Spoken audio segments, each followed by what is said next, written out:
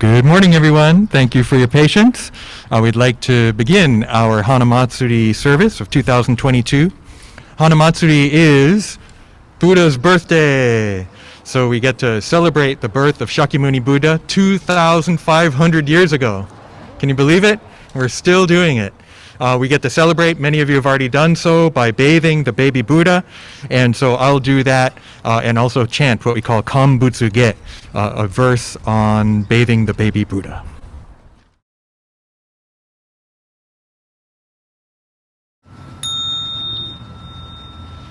Ga kon kan moku shonyorai Jochi shogun kudokushi Gojokushi jonryoriku Doshonyorai johoshin. We now bathe all the Buddhas whose pure wisdom is adorned with innumerable virtues. They remove the suffering of beings of the 5 periods of decline and together attain the pure Dharma body of the Tathagata. Namo Amida Butsu. Namo Amida Butsu. Namo Amida Butsu. Naman Dabutsu. Naman.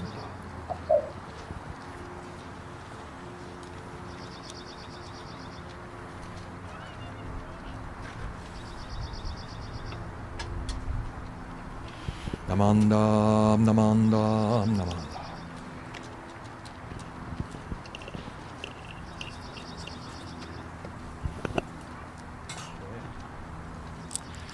Okay, thank you. There's an expression, the best laid plans go to waste. It was nice and warm this morning when I got here at 8 a.m. and then the wind picked up and it kind of cooled off. But thank you so much for attending our Hanamatsuri service. We're very happy to have you here in person at the church and online there. There you are online. So thank you very much for joining us. I'd like to take this opportunity to introduce our guest speaker. We have a very, very special guest speaker today with deep connection to Buddhist Church of Oakland, also Buddhist Churches of America. He was actually born in Fresno. I don't know if you knew that, but he's born in Fresno and studied in Japan. He went to Ryukoku University, came back, and he became a minister, and he served here at Oakland starting 1964. That's a long time ago. That's before I was born. And then went to Stockton. He also actually studied at Pacific School of Religion. And then he actually became the bishop of Buddhist Churches of America. It's pretty amazing. And then after that, he came back here. So he has this really deep connection to our community. I've been very fortunate to study under him when I was a student, also to interview him over the past couple weeks and record these interviews. So I'm hoping to release those, so keep an eye out for those. But for now, you don't have to listen to me. You get to hear him in person and see him. So let me please introduce to you Reverend Dr. Seigen Yamaoka. And let's open our ears and our hearts as we listen to the Dharma. Gasho. Amida Buddha calls to us through our life experiences to expand our minds to self-reflection within the great compassion so that our lives will be one of great joy, gratitude, and a life of meaning and growth, the life of Shinjin Nenbutsu. Namandos, namandos, namandos, namandos. Good morning. Are you happy you're in the sun? Because I find myself getting a little shiver. It's cold on this end of the thing. But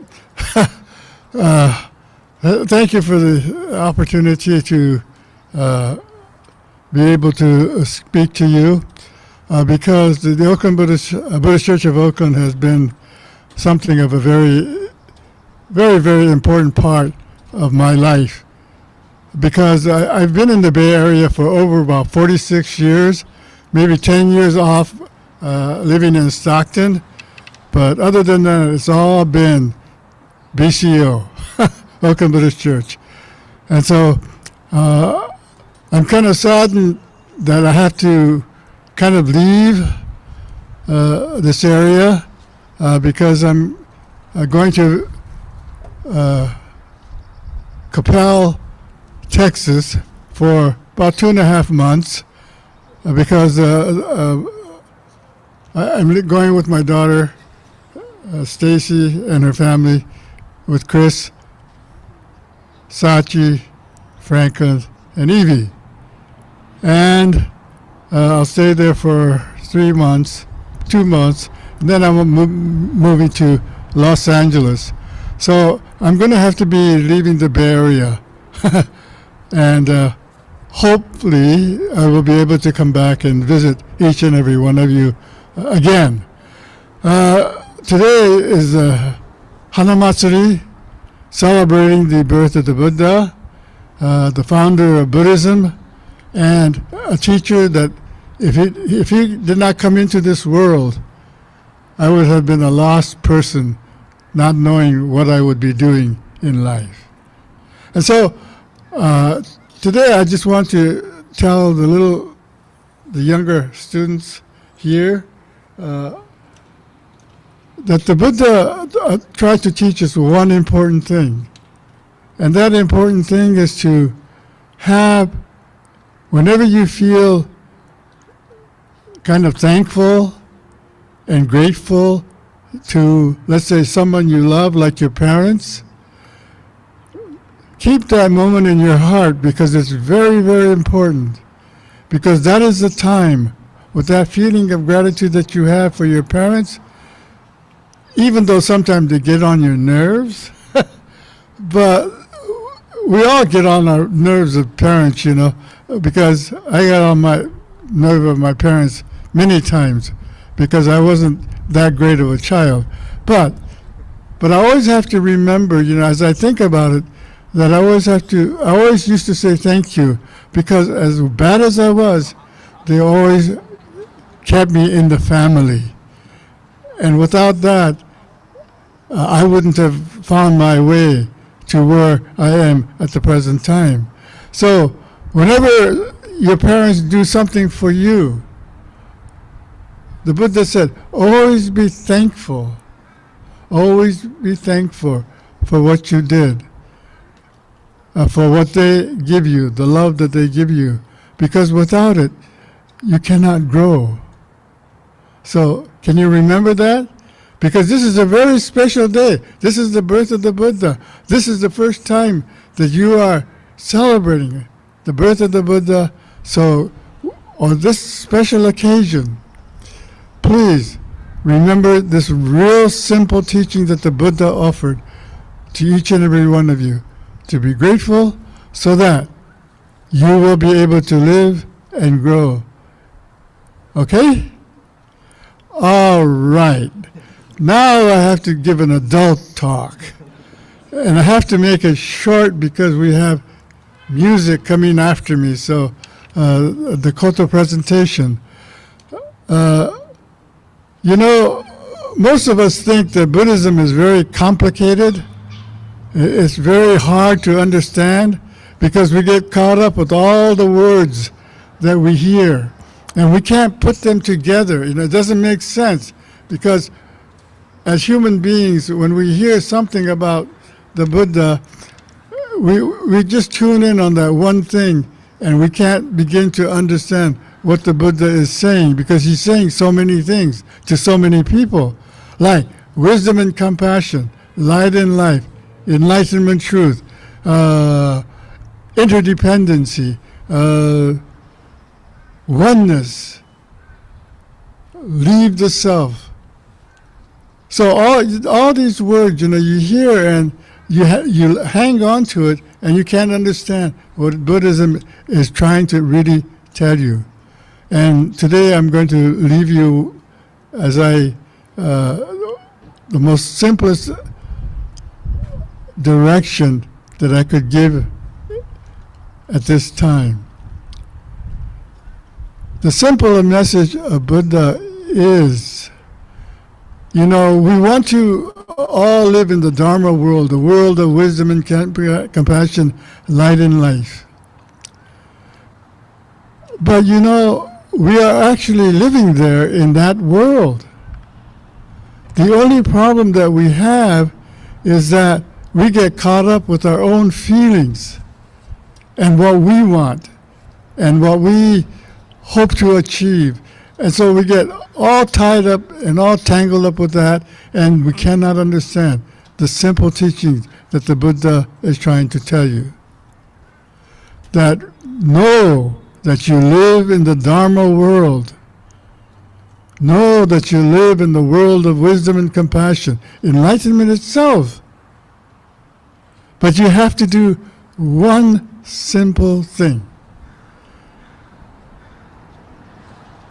To kind of let go of yourself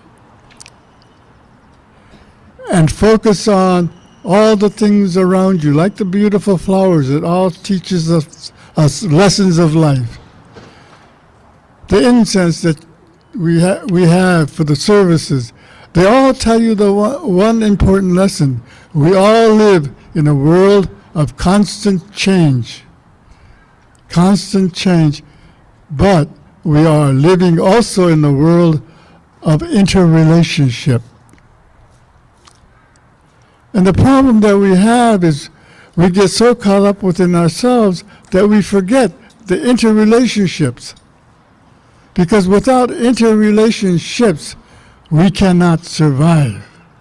We cannot grow. We cannot learn. And so the Buddha's message is very, very simple. If you find a moment of gratitude or a moment of thankfulness, feel the inner relationship that creates that thankfulness, and then let go of yourself so that you can feel the magnitude and the immense quality of what you are receiving. And when you come to that feeling, you are in the Dharma world. You know, people say, and Shinran says, and the Buddha says, we all have Buddha nature, the ability or the opportunity to attain enlightenment. And the only reason we have that ability is because we are all part of the Dharma world. And so it's important for us to find ourselves, not let go of ourselves for a moment and to kind of cross over to the teachings, the Dharma, the Nembutsu, Amida Buddha. All these kinds of words all signify one thing, that you have crossed over and you are in the Dharma world. But unfortunately, we are who we are. And so we may for an instant find ourselves in the Dharma world, but then at the same time, we forget about that. And we start thinking about ourselves. And then we end up not knowing where we are going, what we are doing. We cannot understand all the issues that we face in our daily life.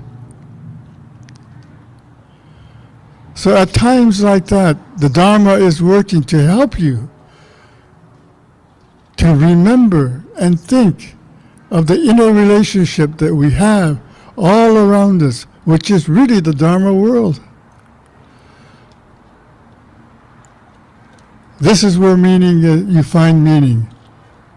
And this is where, as you live your life and experience this instance of kind of interconnectedness, you will find yourself in the world of the Dharma. You will find yourself in the world of happiness, of joy, despite who we are.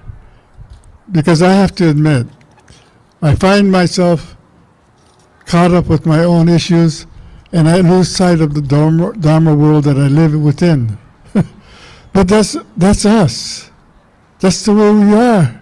So don't dwell on the fact that we are what we are, because you have the potential to cross over. And only way you can cross over is through inner relationships, connections that help you to be who you become. So that's the message of the Buddha And it is also the message of Shinran. It's also the message of Shinran. All Buddhist teachers try to point to this one simple fact. We live in the Dharma world, but we get caught up with ourselves so much that we cannot see our inner relationship with the Dharma world. It's as simple as that. But if we are fortunate enough to see even a flicker of that inner relationship, then it opens us up to a world that has meaning, and a life that has meaning, because all of us want to find a life of meaning. So I leave you with a simple message. Is that too complicated? It's not that complicated. To me, it's not that complicated, but I hope that it's not complicated for you, because it is simple. It is simple. It is very simple. Because if it were not simple, I would be a mess. I would not know where I'd be. But because of the Dharma worlds helping me to be me, helping me to see my interconnectedness with all things in life, all things in this world and the universe, I can find meaning and gratitude in a life of Nembutsu. And with that, I would like to pass on to Muramoto Sensei to bring you into the Dharma world of music, to help you realize, if you listen carefully, that it has a great message for you, that you are interconnected with the sounds and beauty of music. Okay? Thank you very much. Namandas, namandas, namandas, namandas.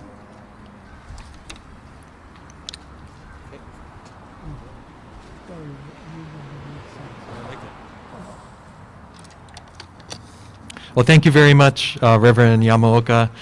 Just really, really wonderful opportunity to get to hear you speak. I've been so fortunate to know Sensei for over 20 years, and I've heard him say life doesn't always go the way we want, right? And yet we persevere, we keep doing our best, and I feel like we could have given up today. Flowers were falling over, couldn't get the PA working, but we kept going, and we got to hear a classic Yamaoka Sensei Dharma talk, and so we just really, really want to express our gratitude to Sensei. We'd like to do a special presentation. Oh, Sensei, can you actually come up?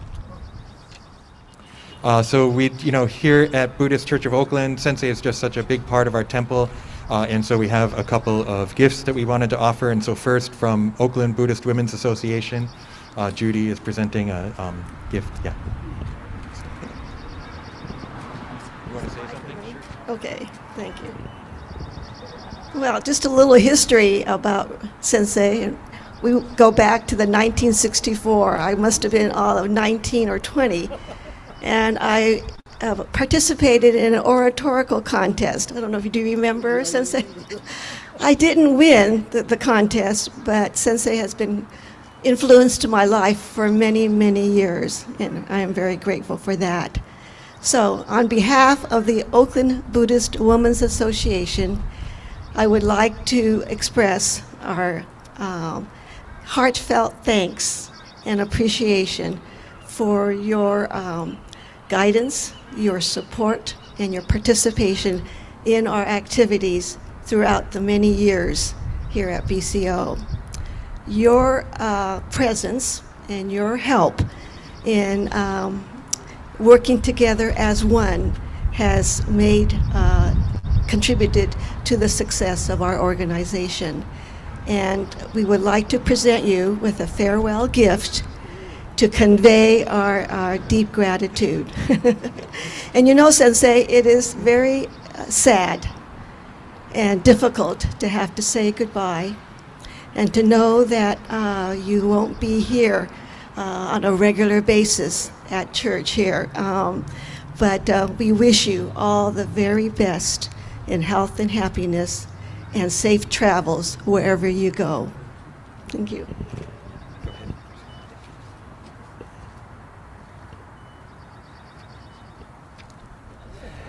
Hello, I'm Ron Nomura, past president. Norm Yoshida, our current president, would be given this, but he's our man, eye in the sky, manning the Zoom feed. Sorry, Jay. He's all over the place. He's our camera photographer on staff as well. But it gives me great pleasure to have the honor of presenting a small token of the church's appreciation for Sensei for all the years that he's been tied to Oakland, to the BCA. For you Dharma school students, the first time I met Sensei, I was about this tall, and that's how he looked to me. But over the years, my family's been tied with Sensei, and we missed him for the time that he was off to Stockton, and then to be the bishop of BCA, but was glad to have him come back. And he was actually, my wife and I were his first wedding giving when he came back from the BCA. And I was so appreciative that I was able to have him marry us. And he gave me the option of either having the short version or the long version. And he accommodated with the short version. So I'm really grateful. But we're sorry to see you leave us, and we do hope that you're able to come back and visit again. But just as a small token of appreciation, here's a little gift for you. Okay.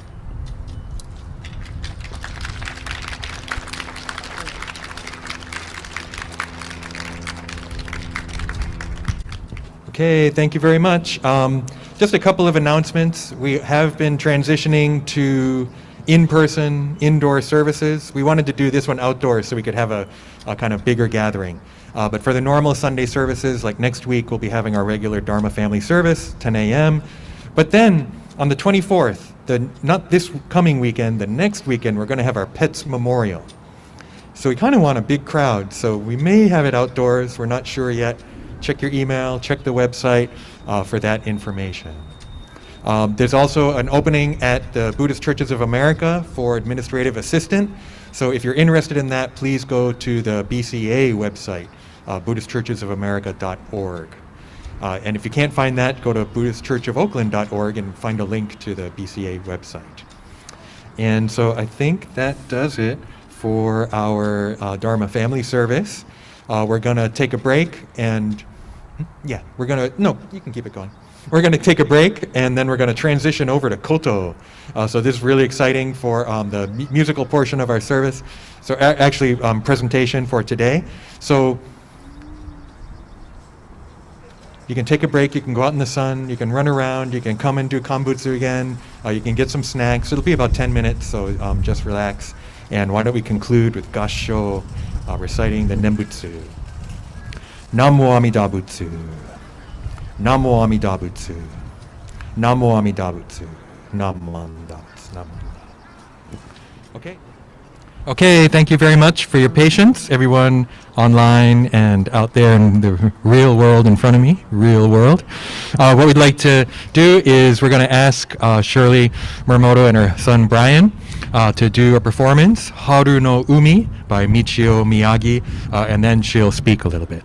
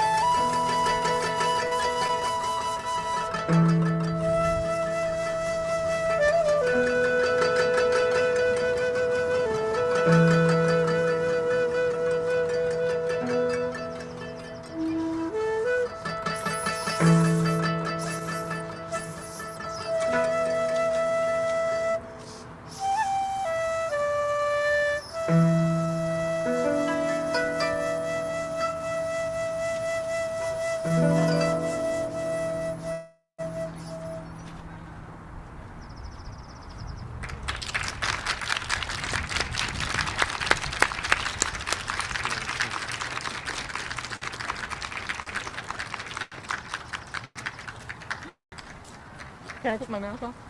Okay. Okay, I'm gonna take my mask off. I hope that's okay.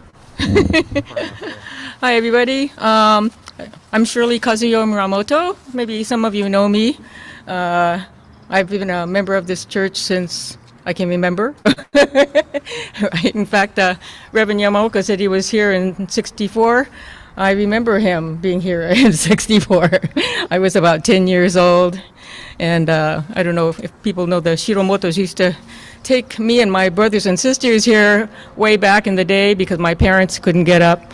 And so they sent us to church. Right.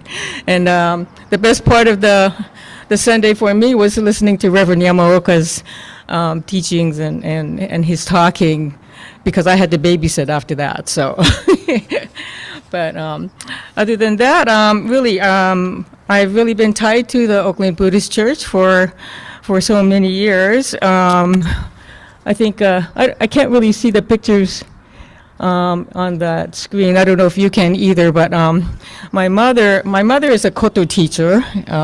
In case people don't know this, she actually learned how to play the koto in camp during World War II. When she was 10 years old, she learned from a San Francisco koto teacher who was incarcerated at Topaz Camp in Utah. Her name was Haru Suwada. She was her first koto teacher. And so she actually learned how to play the koto in camp. And when they went to, my grandparents and her family went to Tule Lake, she learned from another koto teacher. Her name was Mitsuko Sanemitsu Oda. After that, they went to Japan, and my mom continued to learn koto in Japan from the Chikushi-kai, from Chikushi Katsuko, the headmaster. And then when she was 18, she said she didn't like Japan, so she came back here. Married my dad at this church, and started raising 5 children. So, right, so one of the pictures, I think that's the picture, is my mom. About 1956, that was her first time playing in public, she said, because somebody knew that she played the koto, and they said, hey, can you play for us? I don't know what the occasion was, but that was the thing that started her off. And because she had 5 children with of course, trying to raise 5 children is a lot of money, so she started teaching. And a lot of that started here at the Oakland Buddhist Church. So thank you, everybody, for supporting us all these years. One of the pictures is of me and my mother in my first koto performance when I was about 5 years old. So maybe you can put the math together, figure out when that is. So I've been here quite a while. And we've also played for the Obon festivals every year. I've had some classes here, right? And hopefully I can start that up again. The pandemic, of course, put a halt to all of that, unfortunately. So my talk is going to be really short, I hope. So, I don't know if you know this, but I've also produced a documentary called Hidden Legacy, which is on YouTube. And it was because I asked my mom where she learned how to play this instrument. I don't know if you can see it from back there. It's kind of a large 6-foot-long instrument. And I thought, wow, that's kind of interesting. My mom knows how to play this instrument. Where did you learn? And she said, I learned in camp. And I thought, summer camp? Okay, right. Must have been a pretty progressive summer camp to have a Japanese instrument. But she never explained the rest of it to me, of course. A lot of people who were in camp were embarrassed to talk about that experience. So I didn't really find out about that camp until I was in high school. And I wondered if other people had that same experience. And so it started me on this long journey to find out if people practiced and studied Japanese arts in the camps. And so if you want to see interviews and other classic photos of that research that I did for pretty much decades, you can check it out on YouTube. It's called Hidden Legacy, Japanese Traditional Performing Arts in the World War II internment camps. So anyway, in this research, I I actually checked with my colleagues first if they knew anything, if they knew anybody who studied koto or dori, any of the arts in camps. One of my friends is Jun Kuramoto, who is a jazz koto player in the group called Hiroshima, right? And she directed me to a woman named Leanne Okada. Leanne's grandmother was a koto player.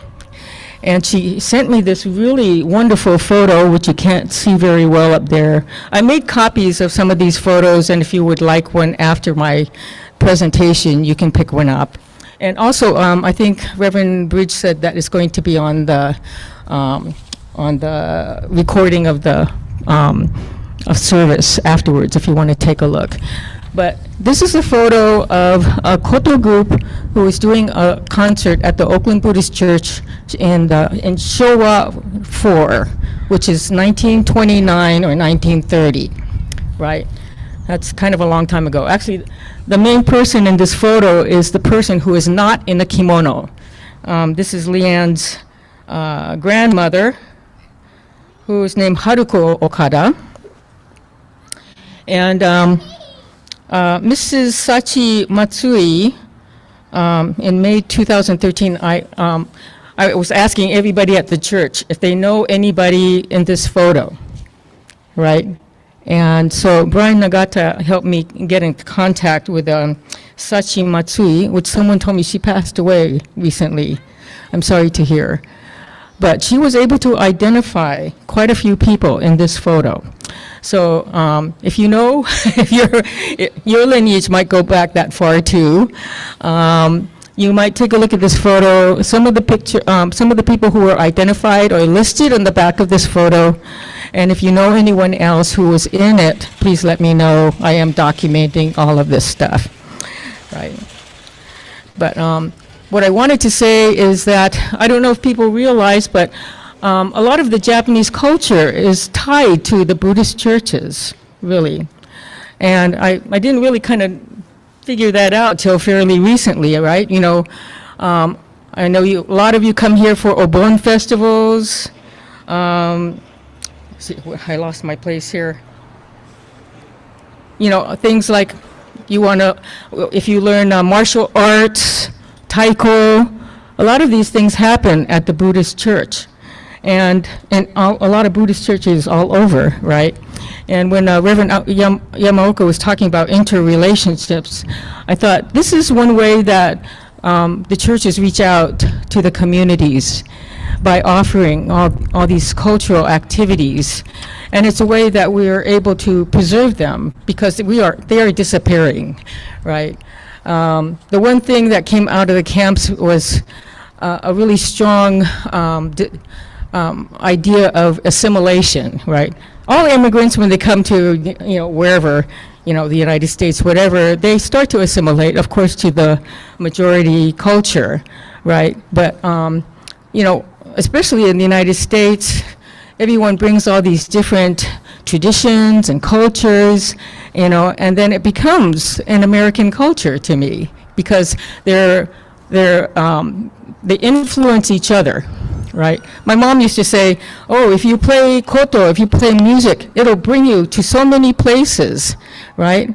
But on top of that, I realized that it also brought you to meet many different people, to form interrelationships with people from all over the place, right? And with something, for me, like playing koto is music. Music is the universal language. Right. You really don't need to know that language, where it comes from, to listen to music or to watch a dance, right? Or, to, learn different types of drawings or, calligraphy, all kinds of things, right? And, how many people here have gone to Japanese school here, right? Okay. How many people have taken classes here in various martial arts or whatever, right?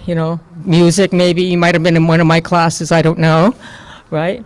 So So the churches are also, the Buddhist churches are also a place where we can learn about these cultural arts, right? I mean, now especially the Japanese American community is very multicultural. They're not just Japanese, they're from all different other cultures as well. And I think it's important to look at that, those cultures that were part of your family or the generations before, because it's part of you. It's part of your makeup, and it's part of American makeup, right? So I think it's very important. I'm a part of the Alliance for California Traditional Arts, and that's why traditional arts is a very important thing to me to keep going, and as part of our interrelation makeup and cultural makeup in America. Okay, so that's basically what I had to say. I don't know if you want me to do any other songs, but, right? Or if there's questions or anything, right? Thank you so much, Shirley Sensei. A really wonderful opportunity to get to hear you talk and talk about this place and this very special music. Yeah, could you do one more song? You want to hear another song? Yeah, see? Okay. So she's going to play Sakura.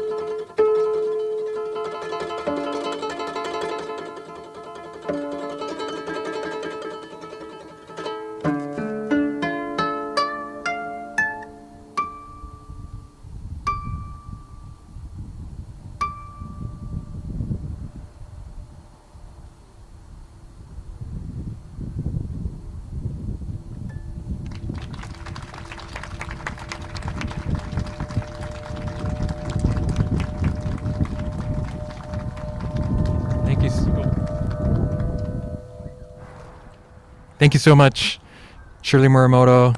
Brian also, thank you very much. Let's give him another hand.